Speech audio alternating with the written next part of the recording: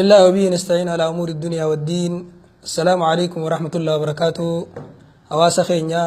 ونين الرا فيديو غبابا خنا خيشت الرا دبچو فدي حجي مالتو قاليسي وانجو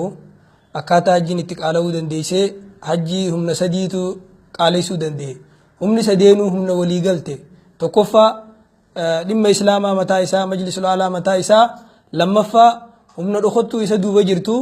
صدفا هم مجلس الرئيس انتهين وهم يسين تيو يسنمان هيكات تخنتن وجي منا قدتني أكاسم مس ما يرتي إثيوبيا إيرلانسي ورجانين ورا داندي كلين ساخنا خنا جاكاتا إتيسان كونك على سودان ديني بلين عند بتشوف فده درا وهم درا حج جتون إبادة حجين أمن تادا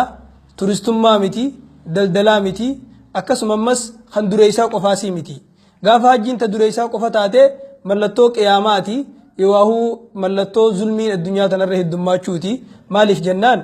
islaama biratti hajjiin waan ruuhee isaanii keessa jiraati akka lubbuu fi jaalatanitti jaalatan jechuu kanaaf sababoota waan hajjii qaaleessuu danda'e khaduraa majlisul alaa mataa isaati jenne ammoo gaafa qaala'e miidhaan karra deebi'u hawaasa keenya jechuu kanaaf وهند درا الحمد لله رب العالمين يرو الرخيسي جرو خنا خيستي وميتش منسترا دكتور أبي إممان علماء تينيرا أبوتي تينيرا حواس خينيرا هكرت إسقلتهم فتا تي علماء أنجان إتيان سودان أكاتان إتي دم إسلاما حجيك على سودان دي حجي دلدلن تهين دلدل قدتني حجي ifi maallaqa hajjii hawli qaban kanatti ifi itti gammadeet haawwan keenya abbootii teenya hawaasa keenya boochise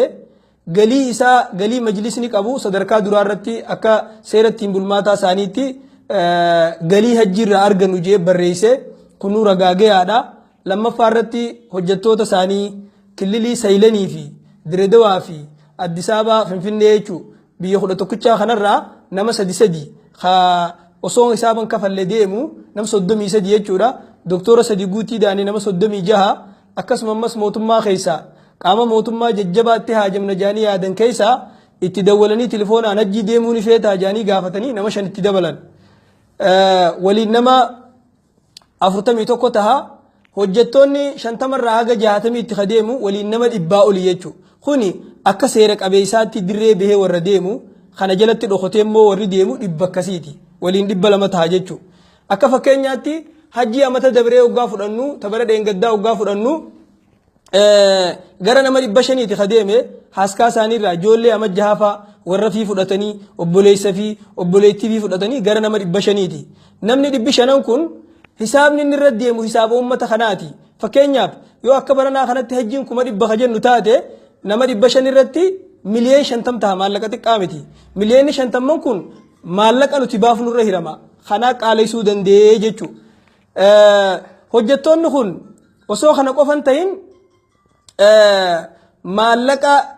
ummataa irratti hisaaba ummataa irratti nama dila kanaan deemuu qofa osoo ta'in aballi qaban aballiin isaanii namni hojjetaa ta'e maqaa hojjetummaatiin deeme hundi guyyaa gale 40 qaba hoggantoonni immoo guyyatti doolaara 200 qaban doolaara 200 jechuun maallaqa keenyatti waan 6,000 guyyatti qaban guyyatti 6,000 isaan fudhatan akkana jechuun ji'a sadirraa haga ji'a afuriiti wanni isaan ta'an jechuu gaafa galanillee dhokotanii baatii afurfaa ta'anii kun hommaan dhufe jaanii waan baatii afuranii dhaqanii fuudhan namni tokko guyyatti 6,000 hoggaa fudhate ji'a sadii keessatti mee afuruun godhini maallaqa kurtuudhaan fudhata jechuu yookaan imaamaadhaan maree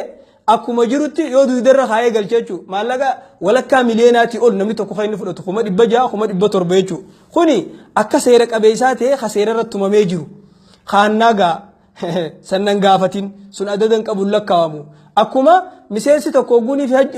warra majlisul alaa keessa bahu miseensummaan abbaa fedheetu 40 qaba itti dura bu'aan 70 isaa murtaa'ee jira itti aanaa 60 murtaa'ee fi jira miseensa hunda 40 murtaa'ee fi jira barreessaallee 50 murtaa'ee fi jira jechuu akkasumatti ammas aballiin isaanii hoggaa biyya galanillee biyya keessatti gaafa hojiidhaa deeman hojii isaanii nan gaafatini hoggantoonni 900 qaban hojjettoonni 600 qaban hojiin isaanii gaafa masjida cufsiisuuf madrasaa cufsiisuuf hifzii quraanaa markaza quraanaa diisisuuf walgahii goosisuuf maqaa shabbaarii fi akraarii jaamu nama baasuudhaaf gaafa biyya keessa deeman maalleen isaan fudhatan aballi isaanii guyyaan 900 jechuudha. Hunka seeraan isaanii murtaawee kaanan gaafatin kaannaa jechuudha. Yoggaa akkana jennu gaafa achi jiran san kiraa manaa kafalan jechuu miti. Jidda mana majlisa akhiraa keessa ta'anii isaan bakki ta'an jidda bakki isaan itti jiraatanis jidda dura hojjettoota yoggaa jennu hojjetaa wanni jaan guutumatti wanni maqaa hojjetaatiin deema bakki isaan ta'an jidda hujjaajonni bakki ta'an makka. As keessatti waan affeelamu waan hojjetamu miidhaa hawaasa keenyarra ga'u marsaa lammaffaa irrattiin isinii dubbadha xiqqoo naaturaa isiniif hin deebi'a.